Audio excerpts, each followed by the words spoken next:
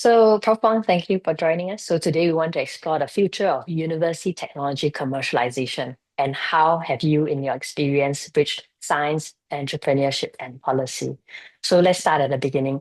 What first motivated you to pursue the commercialization of your research? So, most professors stay within academia, and very early on, you took that leap into the world of translational ventures and startup. Mm.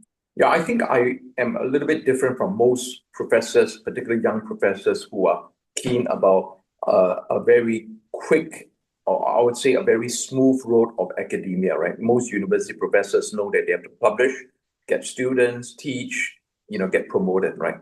And I think what allowed me to do it was that I was always very interested in very different types of pathways to so-called impact, pathways to impact, and commercialization became a very quick part of it. I won't say that it is driven by money or so-called making money out of research, but a very important part is to think where is it going to end up in having an impact. And in medical research, or maybe for medical research in particular, there are two pathways for impact. One is the clinical use and therefore adoption in the hospitals, and therefore patients get to see the impact of the research. And the other is that it goes into a commercialization pathway where it becomes a product or a system or a technology or a software or hardware, and therefore it also then circulates back to the patient. So these are two what are called very well-trodden translational pathways, right? So one is a direct, maybe more public-minded, but more clinical impact, translational impact, and the other is a more commercial, industry-focused type of impact. So when you talk about translation of medical research, it's usually these two, right? So I kind of got involved in both very quickly early on, essentially, right? So I think that. When do you realize that, or when do you then decide that some research had the commercial potential and going into the second, the second road, as you mentioned? You have to have it both ways. You can't have it in only one way. And there is several, I think, important elements. One is that I came in from a clinician background, right? And that's very different from 99% of the biotech pharma research, which is a technology looking to try to enter the clinical field. I came from a clinical pool. So if you talk to people in the medical or biopharma medical line, most of them come from a PhD background. They have a technology, they have a molecule, they have a biomarker, they want to push it. And therefore they go around looking for whether there's a clinical need in a particular disease. Sometimes it's met with success, sometimes it's not. And then they, of course, then also go to trying to sell this to a biotech and therefore go into their or a multinational company, and they therefore go to that pathway. I come from particularly from the clinical pathway. So in other words, already I know that technology or the science must answer a clinical question. So that's the first thing. So because it answers a clinical question, therefore I think it will have over time an impact on clinical medicine.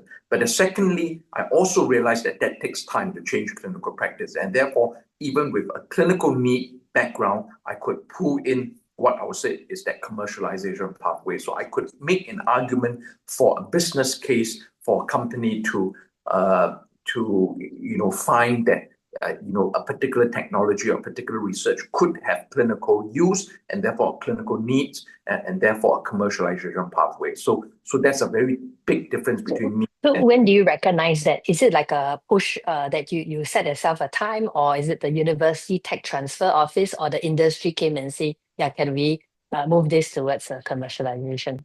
I don't think that, okay, so it's never the university. And whatever university, whether it's Singapore or MIT or Tsinghua for that matter, the university are reasonably passive because they are what I would say they cannot identify everything essentially, right? It's too many things going on in the university. Officers tend to be relatively small, and it's reasonably so until you have a lot of success. Now, I really can't speak for MIT. I would say maybe MIT or Stanford are a little bit bigger offices because they have some success and therefore they're self-funded. But most universities, when they start, have to use internal funding. And when you use internal funding, you tend to be a little bit more conservative, right? You hire a small team, maybe 1 or 2 people to go and hunt for what are commercialization technologies, right? So the university is never a good vehicle to get started. It's also never from the industry. I've met many industry that really do not know where to enter, right? They know they should go to the top universities, but when they go to the top universities and they go to the commercialization office, they have a list of products. They're not sure what is good, what is not good, and therefore it's sometimes not easy for them to navigate. But usually industry go to the university's tech transfer office and so forth. So it's never really the industry. So from my side, it is really from a PI that is from a clinical perspective. As I said, I could identify specifically the clinical needs, and therefore, that allows me a very added advantage, that I could understand why patients might want it, why healthcare systems might want it. So the user, in other words, the end user, right, the customer is very important, and I could identify the customer's need from that perspective. So from a PI point of view, you can just have it sort of within your hospital itself, right? You don't really quite need to look at, hey, this has potential, great potential beyond, beyond the clinical environment and actually broader use cases, let's say, regional/global. So at what point does that set in? Yeah, so I think you again need to look at a lot of individual PIs if they are able to, some technology in clinical PIs kind of sphere will end up using it, number one, in his or her own clinical practice. That's the simplest one, right? Second, maybe will influence the department around them, right? So for example, they patented a small little device, or they patented a type of method, or some kind of modified a treatment approach. They use it in their practice. They may influence their friends, maybe the department, and maybe at some stage they will convince the hospital CEOs and the hospital authorities to say, this is a great thing, let's institute this wide, right? So that's one approach. That takes time, usually takes seniority, right? And I would say for a young PI, a young clinician like me, it was very challenging, right? Because you cannot convince the hospitals. They have many things on the priorities, and innovation and clinical change is not usually the top of their priority, right? It is. Yeah. Can you walk us through that journey a little bit from when you were a young clinician to, Yeah, I think potentially this real world application I, and actual real world application? I, I'm curious about the milestones, like from invention disclosure to licensing, even fundraising at the very later end, right? How did each part unfold in your case? Okay, so for me, maybe I'll just go into the specific my journey and the experience, That'd right? be So great. Yeah. young PI and as a young assistant professor and a young doctor, it's very difficult to influence both the research, much less the leadership, much less the clinical environment, right? I can't set up a clinic and say, I want my clinic to be run this way. So what you do is at that stage of your career in the, I would say, early 30s, right? Or maybe late 20s, early 30s is about right. A young PI, clinician, right? You're able to see the clinical needs and you're able to identify a passionate project, which is where I was. What you need to do is that you need to build the foundations for you to understand how to translate it many years later. So what are the foundations? Number one, you need to start having a lot of networking and collaborators, and that collaborators must include two very big important elements. The scientist that's going to go with you all the way, right? And so usually you identify similar peers, scientists that were assistant professors that you identify and you could start building trust, and they could understand your technology quite well. You understand the clinical problem quite well. So as the technology improves, they move up the technology ladder. The clinic, as me, become more senior in the clinical field, it becomes very easy for us to get together and to talk about that, that translational product. The third element is really the industry. So I see a three Venn diagram circles, right? The clinicians, the scientists, stroke engineers, or the technology.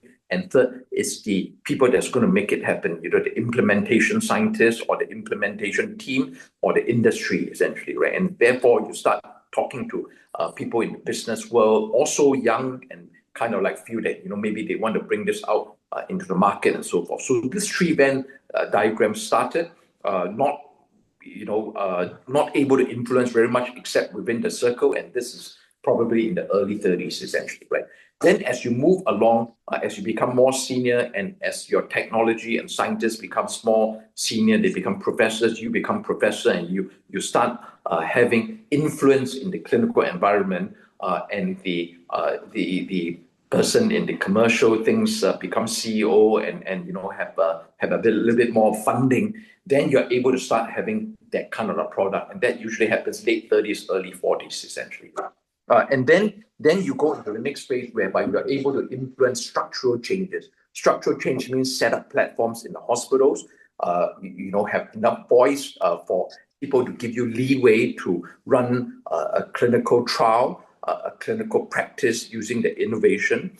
And that's when the scientists also have teams, they have postdocs, they have they have people that can work for them, because there's a lot of nitty-gritty, very unglamorous work to get this translated, right? It is not a paper, it is not a sexy discovery at the time, right? But you need a team to do this. And that's when, the company that is with you starts having a little bit more network, a bit more influence. They could have supporting teams that could come up with business case. They know how to reach the regulators, Ministry of Health, HSA, and so on and so forth.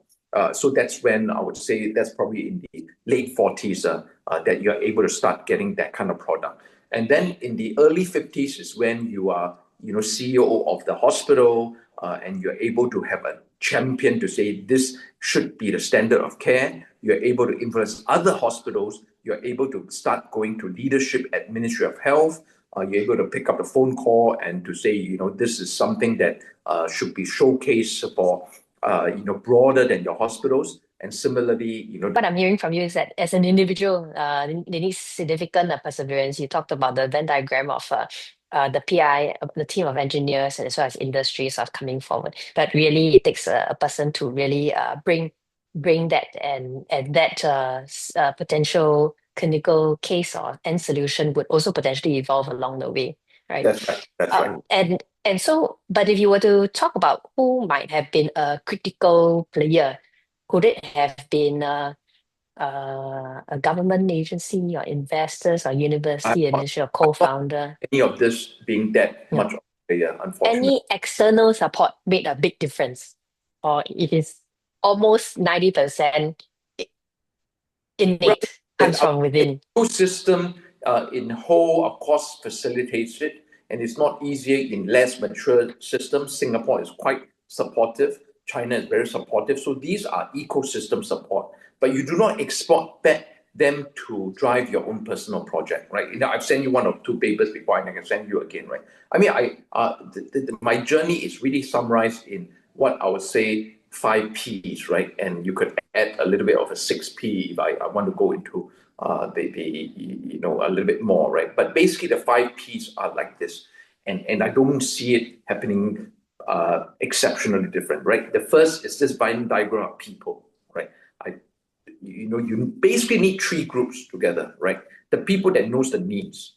A lot of biopharma scientists don't have the second group, right? The clinicians. The clinicians need to want to have the needs, because you do not know your customers. In other words, who's going to use your product? I mean, if you're having it's like inventing a phone but not knowing who's going to use the phone, right? Or you're inventing a vacuum cleaner, but not having the mums or the helpers know how to use a vacuum cleaner. Why would they want to use it, essentially, right? No different from the medical industry. I never believed that a technology or a drug will go into the clinical industry without the clinicians or the users of this technology. So that is very important. So the clinicians, the technology, the clinicians do not know the technology. The mums and the helpers that use the vacuum right, the Dyson product that you want to use, do not need to know what's the technology, but neither does Dyson will they invent a vacuum cleaner without getting the mums and the helpers involved, essentially, right? So you need this tool. And then the third is this, neither of these two knows. The clinicians and the scientists do not know. And that's where the universities always say, we might be able to get the technology and the clinicians, but they themselves can't even get the business case, because the business case is very nuanced. It is a very cutthroat, essentially, right? Either it survives or it does not survive, right? 1 round of funding, 2 rounds of funding, 3 rounds of funding. I've seen my company now, struggling, it's like on lifeboat all the time, essentially, right? It gets a fresh round of funding, it bleeds, then it gets another fresh round of funding, essentially. So you need the people that is perseverance to try to bring this together. So this is the first P, people, right? So I want to say that the young people must be able to start with this P. Thinking they are a clinician to want to push it, it's going to be a failure. Thinking you're a nice young scientist with a good paper or from a science biopharma background, thinking they want to push it, always, I'm not seeing it being very successful. And thinking your business, thinking that both the clinical and the scientific fields, I'm not seeing that being very successful. So the first P is that. The second, which is what I mentioned, you need to build the platforms. The platforms could be very small little platforms early on, the clinical labs, the clinical space, the data space, the translational lab, whatever that is, essentially, right? So that's that platform. In my field of digital and AI, you need a data platform, a digital platform. And that took me a while to build it. And it takes time and resources. And it could be a bigger and bigger platform. It could be a hospital as a platform. The third is that process. And this is where I think a little bit of not clear who knows how to do this. A process is a roadmap, right? And this roadmap for many, I would say, new technology, emerging technology, there's no roadmaps. I mean, AI has basically no roadmap. I've seen it all being in a mess. Biopharma, maybe it's a roadmap, traditional, in other words, 10-year roadmap to bring a drug from molecule to clinical trials, phase 3 and phase 4. That has a little bit roadmap. It does not work for AI and emerging technologies. Too short, too quick, too disruptive. So we have no roadmap, the process. So I kind of like build the process along the way. You need this, you build it, essentially. So you need to cross this river, you build the bridge to cross that river. So that's that process. And I think that people need to do this. Now, number 4 is where I would say the government makes an important role, which is policies, right? The policies are important, and you need to know, are they conservative policies? Are they policies that push for innovation, or are they policies that safeguard and makes security or risk adverse or risk protection, or how should I say? I mean, I would say enterprise risk protection more important than innovation. I think Singapore is tilted towards that way, right? China is going up that innovation pathway, pushing for innovation, not having met the safeguards yet. So if I look at that curve, right, Europe is really on that way of regulation, right? Singapore, when I started, was on the way up, but now it's on the top and it's kind of like going down. So I always look at my product or my discovery. I don't think it can be done in the current Singapore environment. So it has fallen backwards because it has gone that way. I do not know whether there's a sigmoid curve for it to go up again. You know what I mean? Hopefully it's a sigmoid curve. Hopefully, yeah. Overly risk adverse because the incentive systems for policymakers are risk adverse, then you're in trouble, essentially. Incentives a system for China was very innovative, right? If it's not written, you can do it, and everyone's told to try, and if you fail, it doesn't matter. But now it's kind of getting a little bit risk adverse. But Singapore is risk adverse now, essentially, right? So you are in Europe is all the way down. They were taking the lead. They're risk adverse. I think America has different systems in different states and different things. So maybe it's a little bit different. So that's that policy aspect, very important, and that's where university policies. Maybe there's a little bit of difference between Tsinghua and NUS.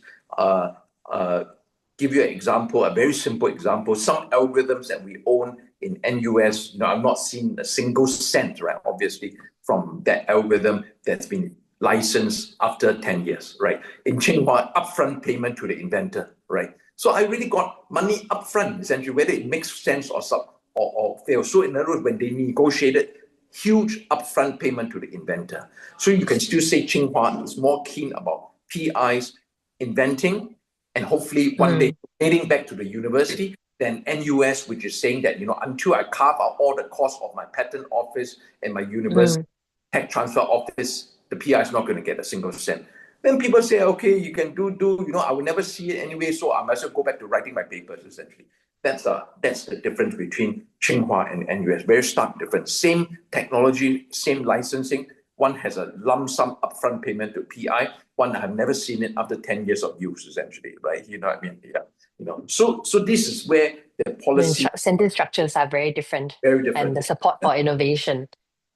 I think Singapore, to my mind, has also gone, and I'm recovering a little bit of China-Singapore differences. Singapore has gone towards it being fully transactional, and therefore, in the government's mindset, number one, I have financial stewardship. Number one, right? I account for every penny because every penny is from the people, right? And it's for the I take it from tax essentially. I have to account for every penny, so I better be financially. I cannot benefit the individual without disincentivize or without it having an adverse impact on my taxpayer, which is my vote. China doesn't bother about it. As long as you are able to do it, they think in the end you'll benefit the population essentially, right? Of course, it's also changing a bit here, so I cannot say it's for everywhere, but certainly in the past, China's policy was very clear, right?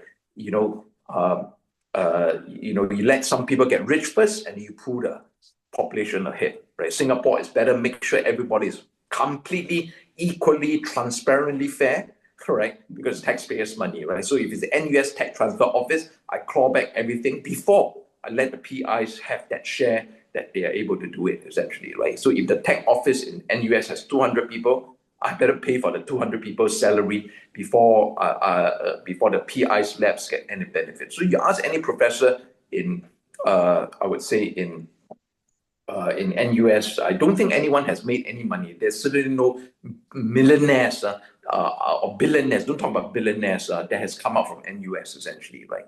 Yeah. So I think that's important. So that's the fourth P, and the last P is what I would say the kind of a product, all right? What is the product that you want to do? Actually, that's kind of I mixed it up a little bit. So people is very important. Product, platform, process, and policy. In that order, essentially, right? The product. What do you want? What are you trying to invent? Are you able to sell it, essentially? Yeah. So I think that exactly on that. How does with that product, how do you secure that first paying customer? Because if someone's not willing to pay for it, right, then it's always a concept, right? So how difficult was it, and how quickly did scale follow? It's always a chicken and egg thing, and Singapore has that big problem, right? People don't want to pay for it until they see another customer pay for it. So who's going to pay for it, right? Temasek always buys things that other people has paid for. So Temasek will invest only if someone else is invested in it. So in other words, we have this case now in an algorithm where Temasek wants to invest. They think it's promising, but they say some other investors must come in. You're going to find another investor. Another investor will say, if Temasek is investing, why am I investing? So we go around unknown. So at Moringa, we do first checks. But yeah, so you're saying that the first check, the first believer is important. We need more people to be the first.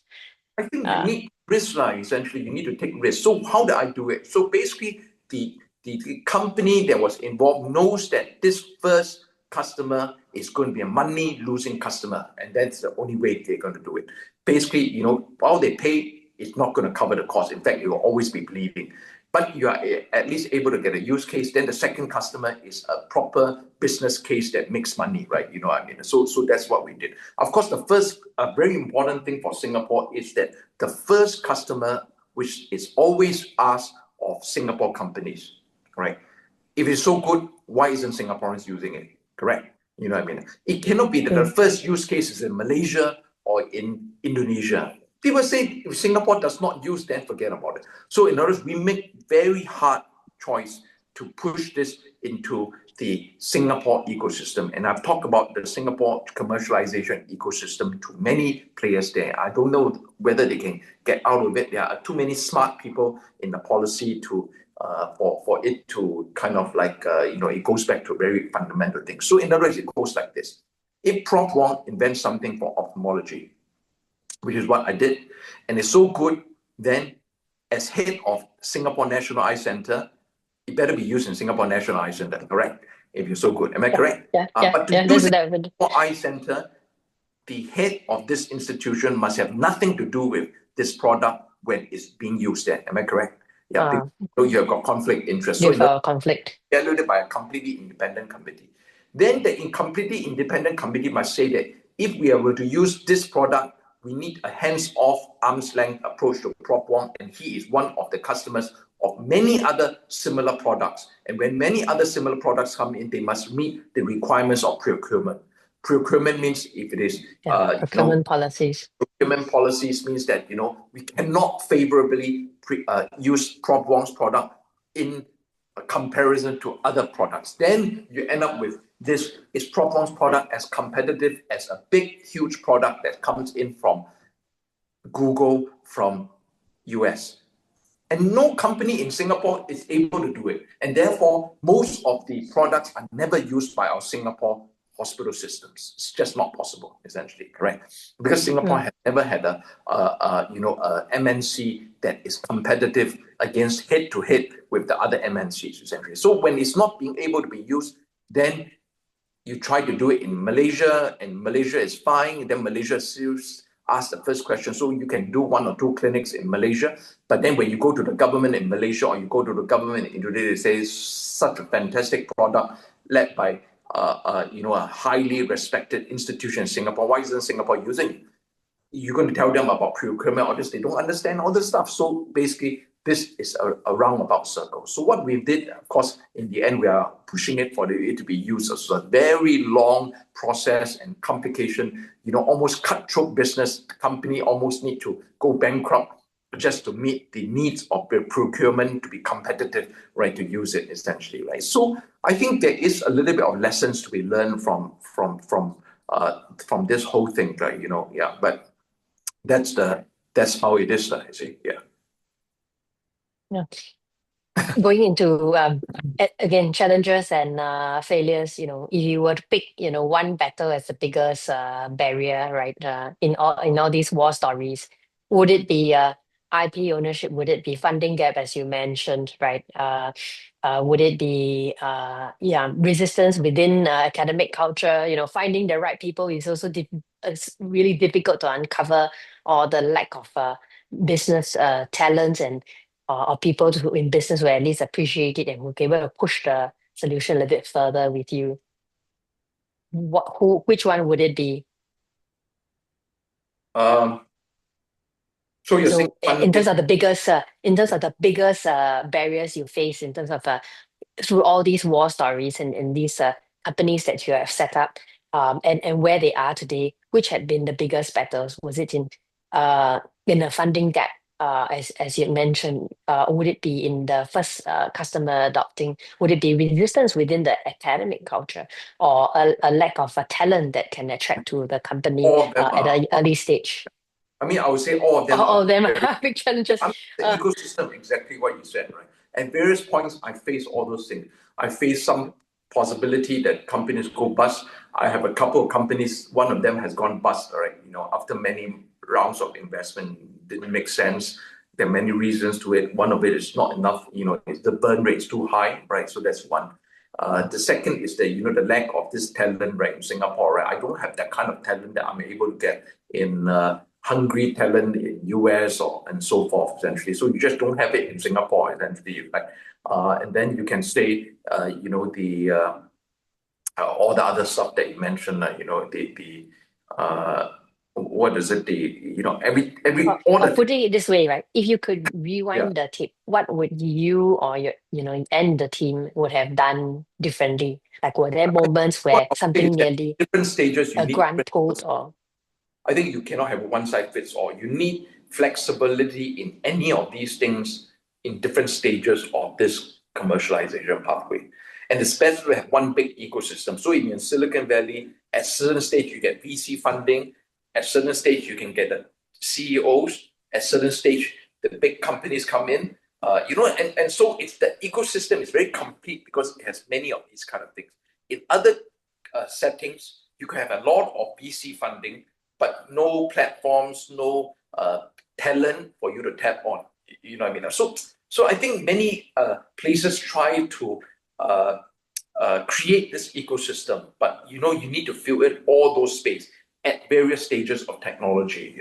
Yeah. So that's my system. So it's not that easy to really tackle essentially, right? Singapore probably has a chance because it is a small country that could kind of organize it itself well, right?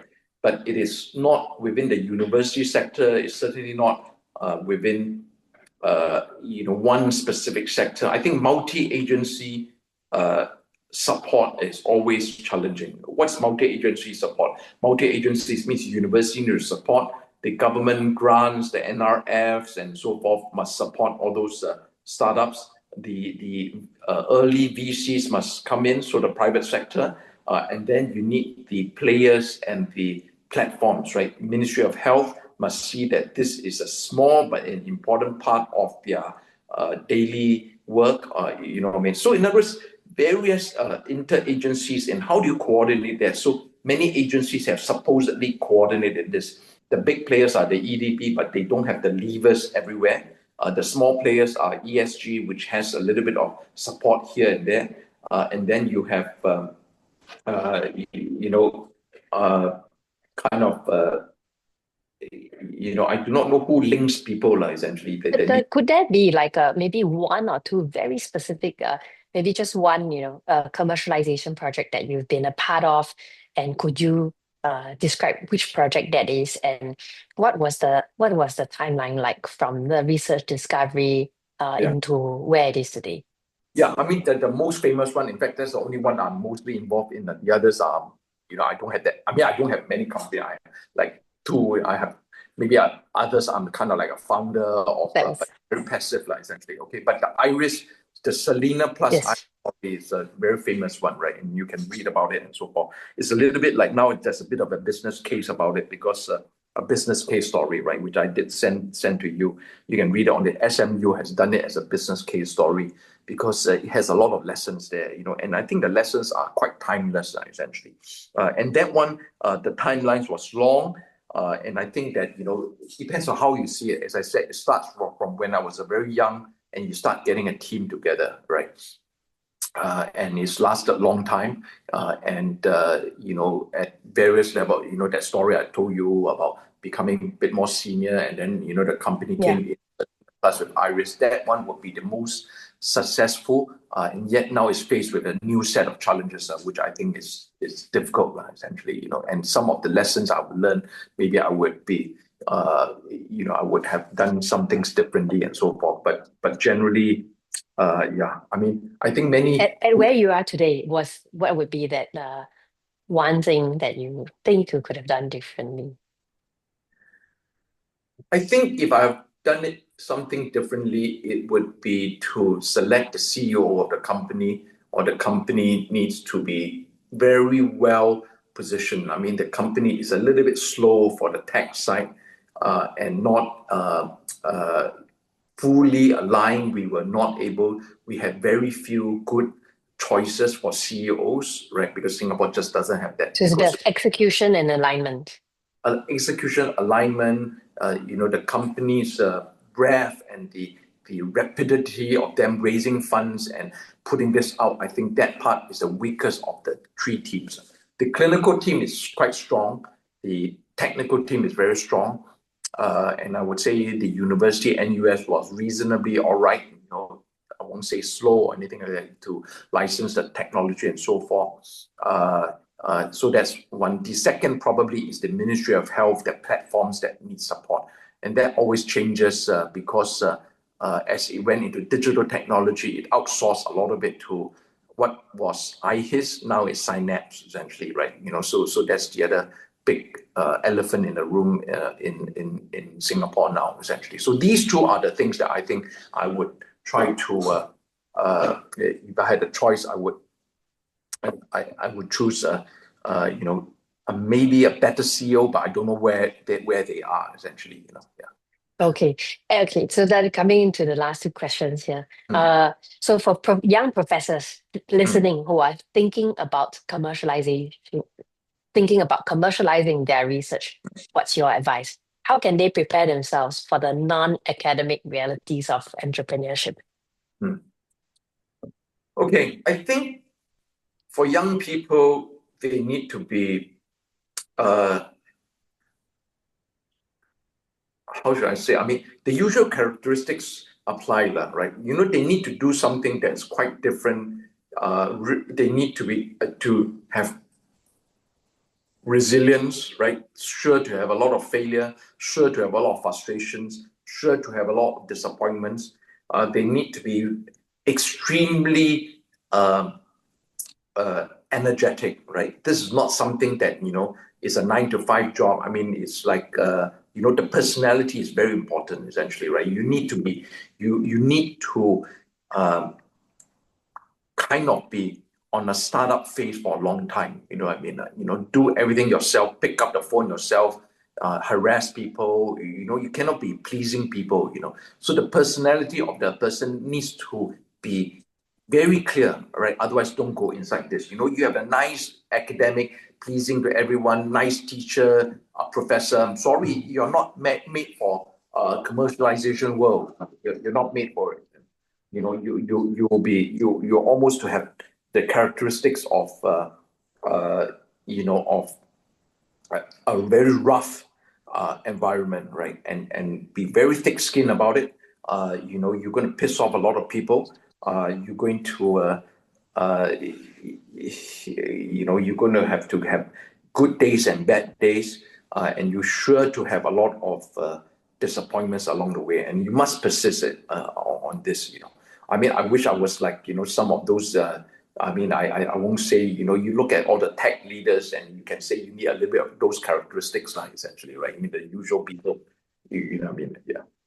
And from the perspective of the non-clinicians, from other entrepreneurs, part of the co-founding team, like you mentioned, the CEO, or investors who work with clinician teams, university teams, what do they often misunderstand about deep tech coming out of academia? What do they misunderstand? How can they uh, Yeah. how can they work better with university teams? I think if I look at always all the things, most of the deep tech things, they need to see the deep tech from the PIs. I think the people is the most important part of it. You could have a very, very solid technology and you're trying to squeeze it out of a professor who's not able to explain it, not that interested, and a little bit slow. It will never happen, And I think that,